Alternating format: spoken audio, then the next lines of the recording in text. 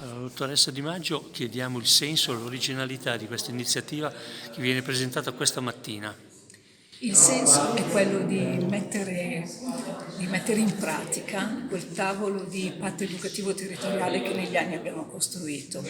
Il Comune di Varese, in collaborazione con tutte le cooperative che hanno a che fare col mondo dell'educazione, che sono accreditate con il Comune, ha elaborato questo progetto che intende rivolgersi alla fascia degli adolescenti e direi dei preadolescenti, che in questo momento è la fascia più delicata. Abbiamo pensato a dei percorsi, virgolette, alternativi che abbiano a che fare con l'arte, con la musica, con le relazioni, che sono quelle che in questo momento difettano un pochettino.